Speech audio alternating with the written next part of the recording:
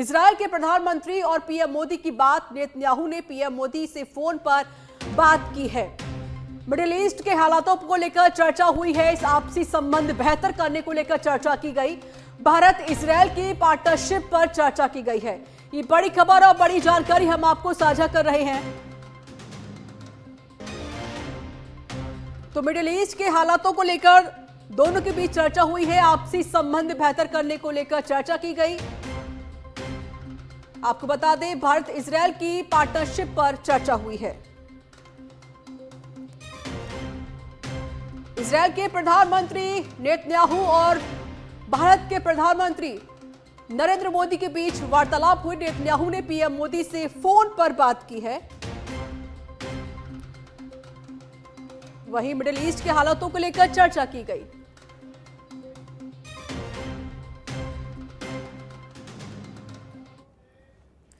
RSS पर आरक्षण और प्रमुख मोहन भागवत का बयान सामने आया है। बड़ी जानकारी, जहां आरक्षण पर आरएसएस प्रमुख मोहन भागवत का बयान सामने आया और कहा कि जब तक असमानता तब तक आरक्षण।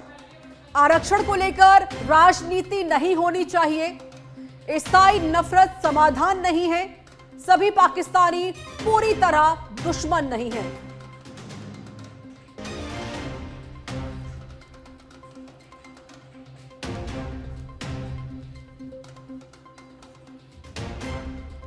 तो मोहन भागवत का बयान सामने आया है। उन्होंने कहा कि सभी पाकिस्तानी पूरी तरह दुश्मन नहीं है। जब तक असमानता तब तक आरक्षण।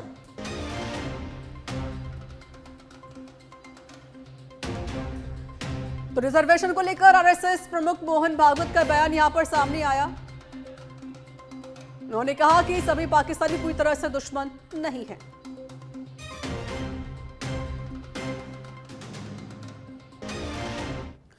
$114 राफेल जेट डील को लेकर बड़ी खबर सामने आ रही है। फ्रांस ने 3.25 लाख करोड़ का प्रपोजल दिया है। डिटेल टेक्निकल कमर्शियल प्रपोजल सौंपा गया है।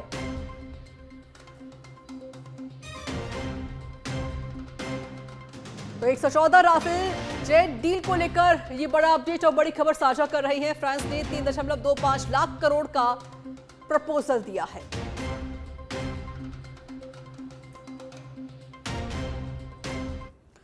एआई डीप फेक पर सरकार के नए नियम। आईटी नियमों में एआई कंटेंट की लेबलिंग जरूरी। गैर कानूनी कंटेंट को हटाने की समय सीमा घटा दी गई है। इसके साथ ही मिडवाइड समय सीमा 36 घंटे से घटाकर 3 घंटे कर दी गई है। एआई डीप फेक पर सरकार के नए नियम यहां पर सामने आए हैं। समय सीमा 36 घंटे से घटाकर सिर्फ 3 घंटे कर दी गई है। तो एआई नियमों में एआई कंटेंट की लेबलिंग जरूरी है। कल शाम 4 बजे होगी भजनलाल कैबिनेट की महत्वपूर्ण बैठक। इसके बाद शाम 4:30 बजे मंत्री परिषद की भी महत्वपूर्ण बैठक होगी। वहीं मंत्रियों को भिजवाया जा रहा है बैठक का एजेंडा। ओबीसी आयोग की रिपोर्ट का अनुमोदन हो सकता है। आपको बता दें कि कल ही ओबीसी आयोग ने रिपोर्ट सौंपी है और उसके बाद अभी जो सरकार है उस पर अध्ययन करेगी। इसी को लेकर कल महत्वपूर्ण बैठक होने वाली है। कल शाम 4 बजे भजनलाल कैबिनेट की बैठक होगी। इसके बाद शाम 4:30 बजे मंत्री परिषद की भी बैठक बुलाई गई है। वहीं मंत्रियों को बैठक का पूरा एजेंडा भिजवा दिया गया है। ओबीसी आयोग की रिपोर्ट का अनुमोदन इस बैठक में हो सकता है।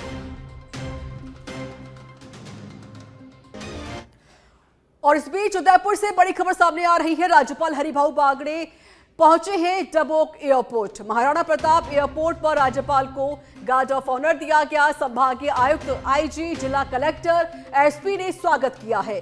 पश्चिम सांस्कृतिक कला केंद्र के प्रतिनिधि पवन अमरावत ने अगवानी की है। राज्यपाल बागड़े निर्धारित कार्यक्रम के अनुसार बांसवाड़ा के लिए रवाना हुए। सड़क मार्ग से बांसवाड़ा के लिए रवाना हुए हैं राज्यपाल हरिभाऊ बागड़े।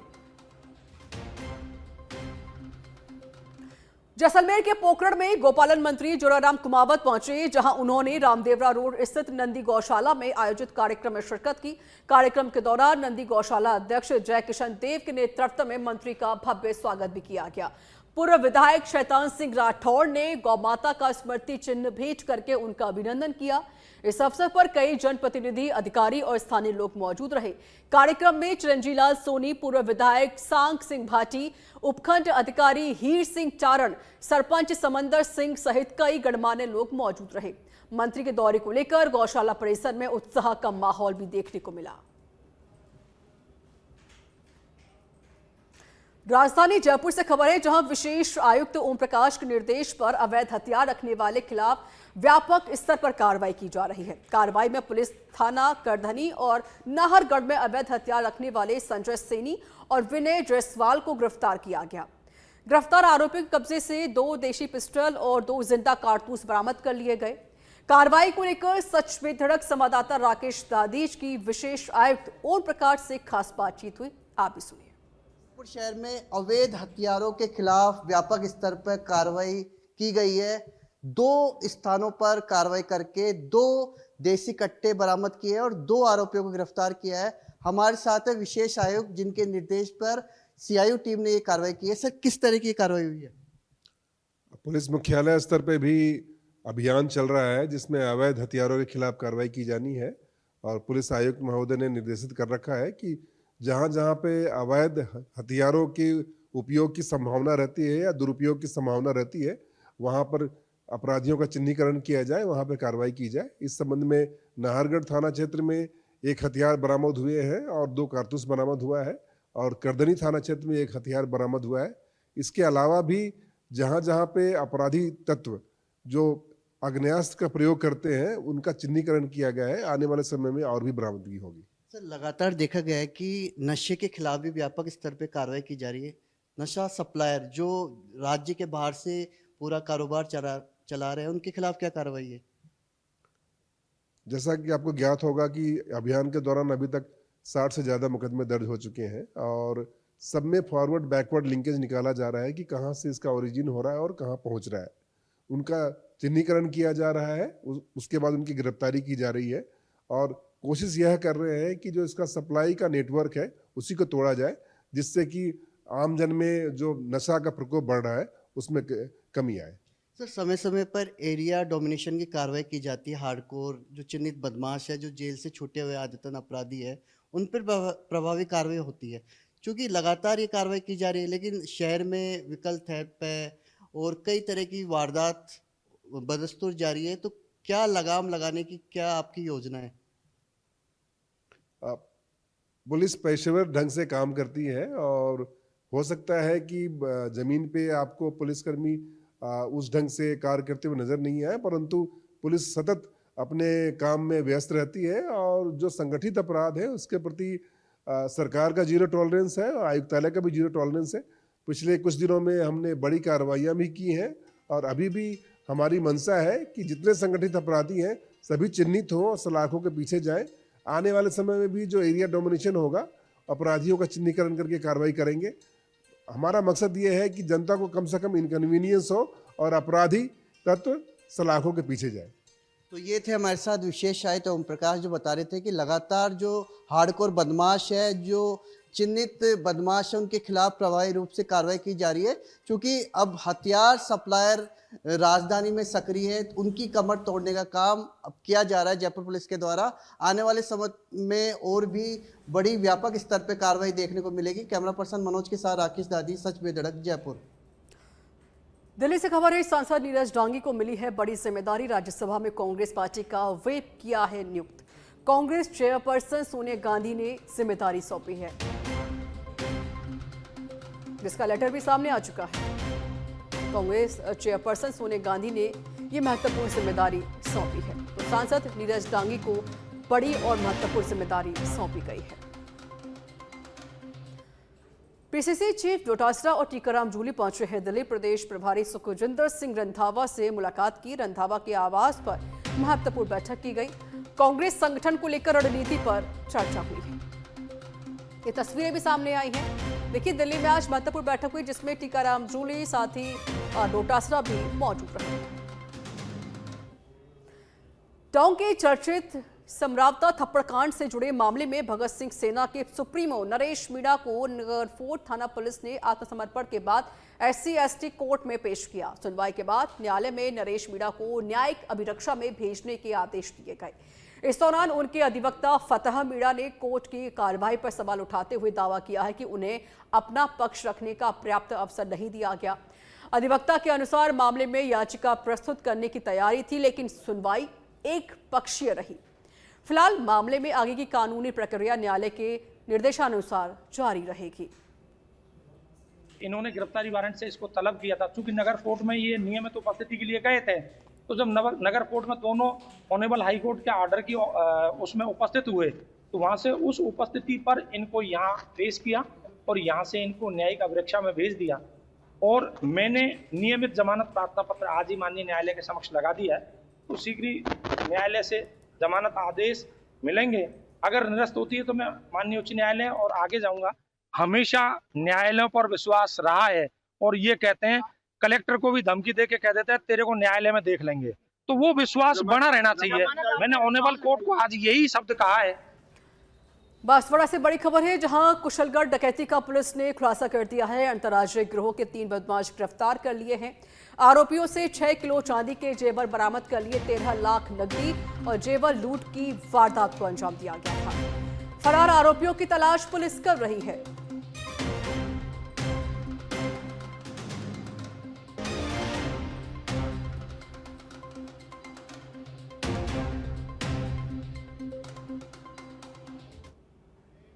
जयपुर के सोडाला थाना क्षेत्र में व्यापारी को हनी ट्रैप में फंसाकर 5 लाख की फिरौती मांगने के मामले में पुलिस ने बड़ी कार्रवाई की है।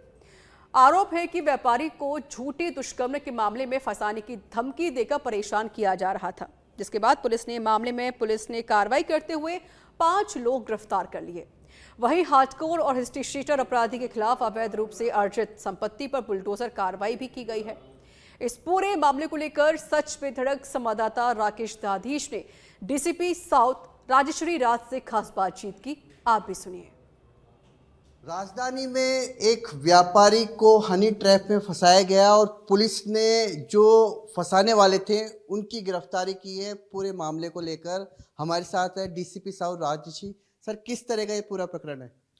कुछ दिन पहले सोडाला थाने में एक प्रकरण दर्ज हुआ, जिसमें परिवादी ने बताया कि उसके साथ एक महिला और कुछ सहयोगियों ने मिलकर उसे प्रताड़ित किया जा रहा है, उसे ब्लैकमेल किया जा रहा है और 5 लाख रुपए की डिमांड की जा रही है। घटना की गंभीरता को देखते हुए तुरंत टीम का गठन किया गया था और अभी इसमें हमने 5 गिरफ्तारियां की हैं, जिसमें वो महिला है और उसके 4 सहयोगी है।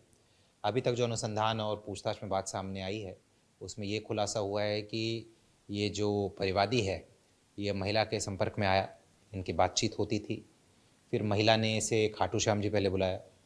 वहाँ पर महिला और उसके सहयोगियों ने मिलकर इसे एक गाड़ी में बैठाकर फिर करौली की तरफ चले गए और इसे प्रताड़ित किया, इसके साथ मारपीट की और 5 लाख रुपए की डिमांड की और बोला कि भाई अगर 5 लाख रुपए ये नहीं देगा तो इसके विरुद्ध बलात्कार का झूठा मुकदमा कराएंगे।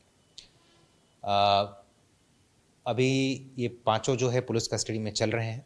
अभी हम ये भी अनुसंधान कर रहे हैं कि उन्होंने पहले इस तरीके की कोई घटना की हो या पहले किसी और को ब्लैकमेल किया हो या कहीं और कोई प्रकरण इनके विरुद्ध दर्ज हो। इस विषय में अनुसंधान चल रहा है। अगर ऐसी कोई चीज़ सामने आएगी तो इनके विरुद्ध विधि सम्मत कार्रवाई की जाएगी।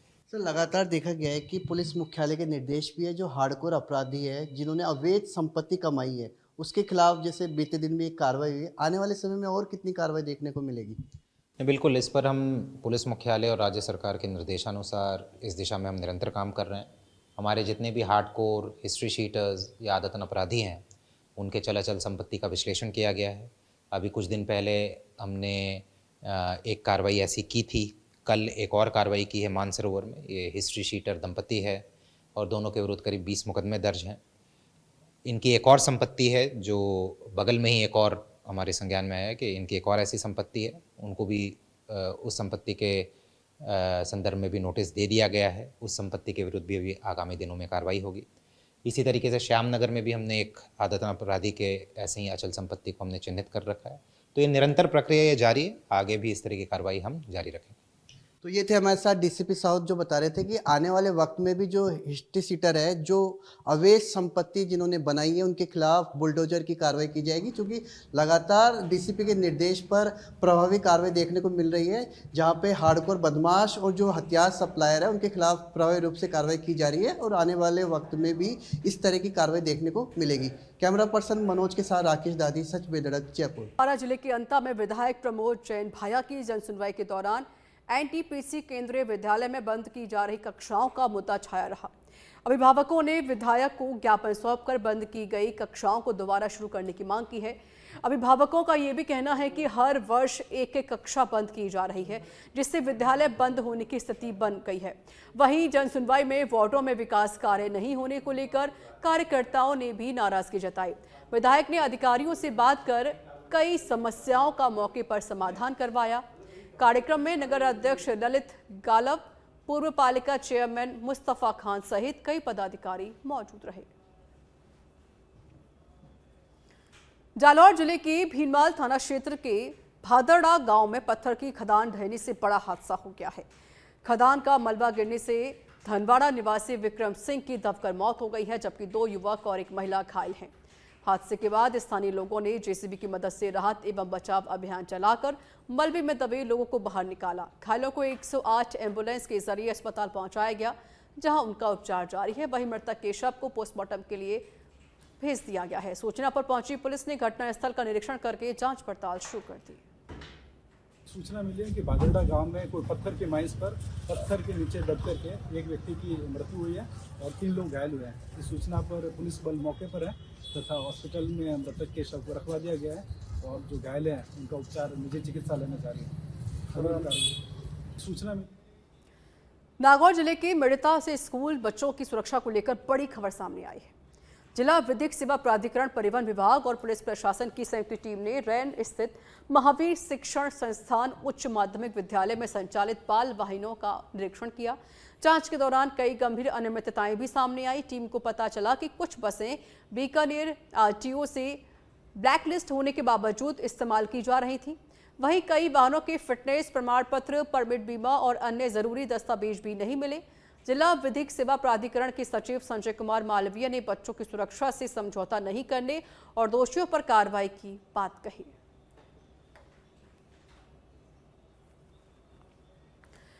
कोटा यूनिवर्सिटी में अखिल भारतीय विद्यार्थी परिषद ने विभिन्न छात्र हितों की मांगों को लेकर प्रदर्शन और धरना दिया। एबीवीपी के प्रांत संयोजक निखिल सिंह के नेतृत्व में छात्रों ने नारेबाजी करते हुए यूनिवर्सिटी प्रशासन को 5 सूत्रीय मांगों को लेकर ज्ञापन सौंपा। परिषद ने जल्द से जल्द छात्र संघ चुनाव कराने, कॉलेजों और अन्य शिक्षण संस्थानों में प्राचार्यों एवं शिक्षकों के रिक्त पदों पर नियुक्ति करने की मांग की। इसके साथ ही फर्स्ट ईयर की परीक्षा में आउट ऑफ सिलेबस प्रश्न आने पर विद्यार्थियों को बोनस अंक देने की भी मांग उठाई गई है। एबीवीपी ने चेतावनी दी है कि मांगे पूरी नहीं होने पर आंदोलन तेज किया जाएगा।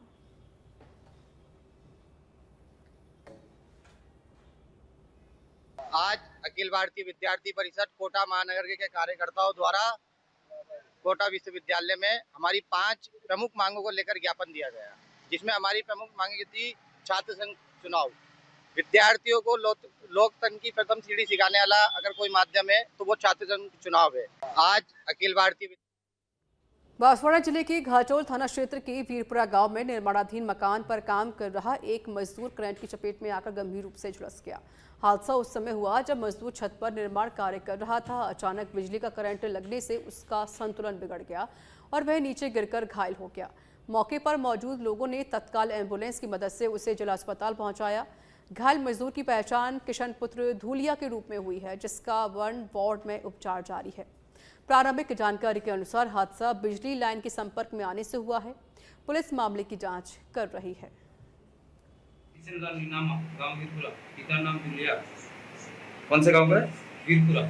क्या हुआ इसको? इसको काम काम करता हूँ, कॉलम लगा देता हूँ। ऊपर लाइट मेन लाइन थी हेवी, करंट लग गया। कई जगह लग गया करंट। कोटपुतली बहरोड जिले के बानसूर क्षेत्र में गुरुवार को एक पागल आवारा श्वान ने जमकर आतंक मचा दिया है। श्वान ने गूता, रामनगर और बानसूर कस्बे में स्कूली बच्चों, राहगीरों और बाइक सवारों सहित करीब 50 लोगों पर हमला कर उन्हें घायल कर दिया। घायलों को बानसूर उप जिला अस्पताल पहुंचाया गया, जहां उनका उपचार जारी है। एंटी रेबीज इंजेक्शन लगाए गए हैं। घटना के बाद क्षेत्र में अफरा तफरी मच गई है। बाद में ग्रामीणों ने श्वान की तलाश कर उसे मार गिराया। स्थानीय लोगों ने प्रशासन से आवारा पशुओं पर अप्रभावी नियंत्रण, भविष्य में ऐसी घटनाओं की रोकथाम की मांग की है। भरतपुर के केवलादेव राष्ट्रीय उद्यान के आसपास एक डव कबूतर की शिकंजे में फंसकर दर्दनाक मौत का मामला सामने आया। वन्यजीव फोटोग्राफर दीपक मुक्तल ने इस मार्मिक घटना को अपने कैमरे में कैद कर लिया। जानकारी के अनुसार भोजन की तलाश में मिट्टी पर उतरा यूरेशियन कॉलर डव लोही के शिकंजे में फंस गया और उसकी ही कुछ देर में मौत भी हो गई। घटना के बाद आसपास की जांच में 5 और शिकंजे मिले हैं, जिन्हें हटाकर नष्ट कर दिया गया है। एक्सपर्ट का कहना है कि इस तरह का शिकार वन्यजीव संरक्षण अधिनियम के तहत पूरी तरह अवैध है और इससे पक्षियों के पूरे परिवार पर संकट आ जाता है।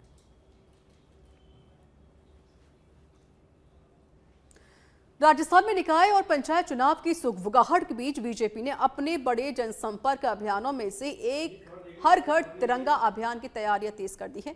पार्टी इसे राष्ट्रभक्ति और आजादी के उत्सव को लेकर जोड़ रही है, लेकिन राजनीतिक गलियारों में इसे बूथ स्तर तक संगठन को सक्रिय करने की रणनीति के तौर पर भी देखा जा रहा है। स्वतंत्रता दिवस से पहले बीजेपी पूरे प्रदेश में 80 लाख से ज्यादा तिरंगे वितरित करेगी। पेश है। हर साल की भांति हर घर तिरंगा 7 तारीख से सभी मंडलों में, सभी विधानसभाओं में, सभी जिलों में धूमधाम से मनाया जाएगा और उसके लिए एक टीम बन गई है। जिलों में टीम बन गई, मंडलों में टीम बन गई। युवा मोर्चा के साथ विशेष तैयारी कर ली है। 15 अगस्त हमारा स्वाधीनता दिवस है और इस बार 80वां स्वाधीनता दिवस पूरा भारतवर्ष मनाएगा। हर वर्ष हमारे प्रदेश अपने नरेंद्र भाई मोदी जी ने, हमारे यशस्वी प्रधानमंत्री जी ने, ये जो 15 अगस्त का स्वतंत्रता दिवस जो कार्यक्रम है, पहले सरकारी संस्थानों पर मनाया जाता था, उसको हर घर पहुंचा दिया, हर घर तिरंगे के माध्यम से। प्रतापगढ़ में जिला विधिक सेवा प्राधिकरण की ओर से स्कूलों में बच्चों को लाने ले जाने वाली बाल वाहिनी का औचक निरीक्षण किया गया। अपर जिला एवं सेशन न्यायाधीश एवं जिला विधिक सेवा प्राधिकरण के सचिव सुंदरलाल खरोल ने परिवहन विभाग और यातायात पुलिस के साथ संयुक्त कार्रवाई करते हुए वाहनों में सुरक्षा मानकों की जांच की। निरीक्षण के दौरान कुल 20 बाल वाहनियों के चालान काटे गए और 80,200 रुपये का जुर्माना वसूला गया। वहीं नियमों की अनदेखी मिलने पर 4 वाहनों को जब्त कर लिया गया है। अधिकारियों ने वाहन चालकों को बच्चों की सुरक्षा को सर्वोच्च प्राथमिकता देने और सभी नियमों का सख्ती से पालन करने के भी निर्देश दिए।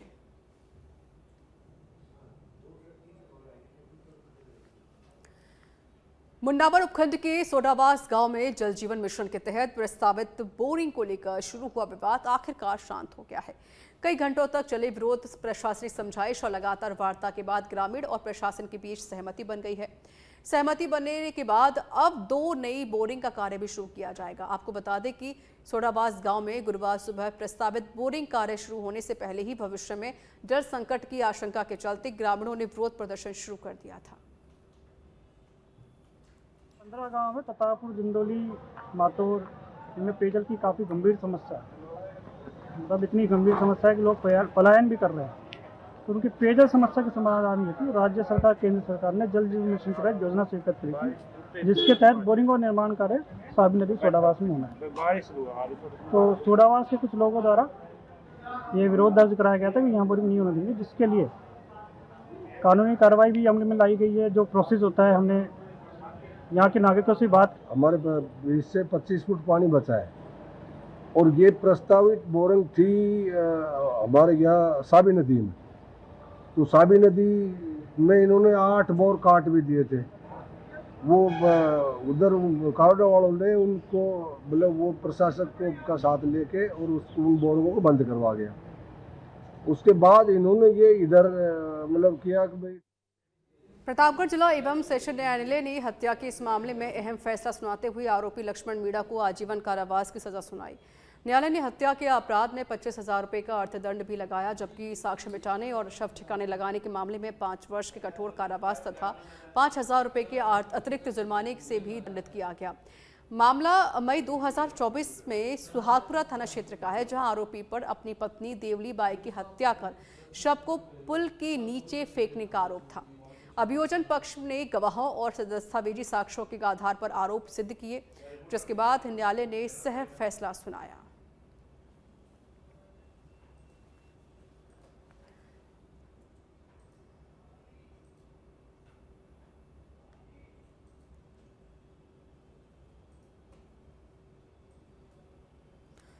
पाली जिले के सुमेरपुर कस्बे में नेशनल हाईवे 62 पर जाखा माता चौराहे के पास तेज रफ्तार कहर देखने को मिला है। अज्ञात वाहन की जोरदार टक्कर से बाइक सवार युवक की मौके पर मौत हो गई। हादसे की सूचना मिलते ही सदर थाना पुलिस भी पहुंची। शव को कब्जे में लेकर पोस्टमार्टम के लिए भेजा गया। पुलिस ने मामले की जांच पड़ताल शुरू कर दी है। साथ ही आसपास के ढाबों और प्रतिष्ठानों पर लगे सीसीटीवी कैमरों की फुटेज खंगालनी भी शुरू कर दी गई है। फिलहाल मृतक की शिनाख्त और हादसे के कारणों की जांच की जा रही है, जबकि फरार वाहन चालक की तलाश तेज कर दी गई है।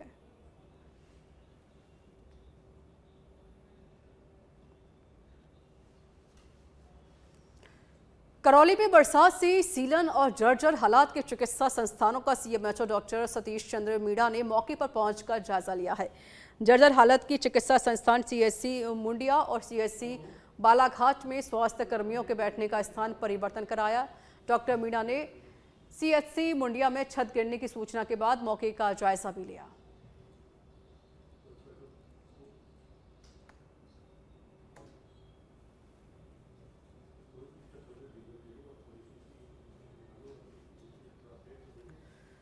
कोटा जिले में इटावा उपखंड के खातौली कस्बे में जयपुर डिस्कॉम टीम की ओर से अवैध विद्युत चोरी रोकने के लिए सघन अभियान चलाया गया है।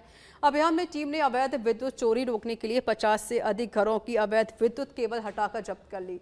खातौली सहायक अभियंता ने बताया कि टीम की ओर से गैर उपभोक्ताओं को चेतावनी दी गई है कि पुराना बकाया राशि व VCR जुर्माना जमा कराते हुए कनेक्शन के लिए आवेदन करें, अन्यथा गैर उपभोक्ताओं पर मुकदमा दर्ज कराया जाएगा।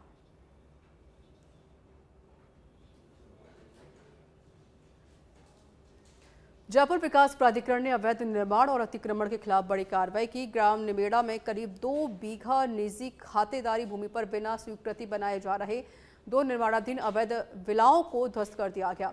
जेडीए ने बताया है कि जानकी विहार नाम से अवैध कॉलोनी बसाने का प्रयास किया जा रहा था, जिसे प्रारंभिक स्तर पर ही विफल कर दिया गया। इसके अलावा गांधी पथ स्थित गिरनार कॉलोनी में व्यावसायिक उपयोग के लिए बनाए गए अवैध टीन शेड नुमा निर्माण को भी तोड़ दिया गया। इसके साथ ही हरनाथपुरा, गोपाल कुंज और देवीनगर विस्तार कॉलोनी में सड़क सीमा पर किए गए अतिक्रमण को ध्वस्त किया गया।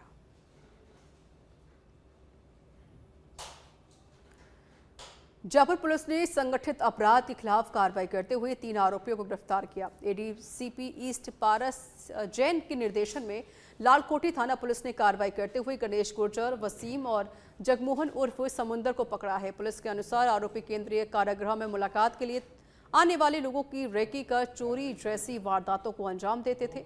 आरोपियों के कब्जे से 2 कीमती मोबाइल फोन बरामद कर ली हैं। फिलहाल पुलिस पूरे मामले को लेकर जांच पड़ताल कर रही है और मुकदमा भी दर्ज कर लिया गया है।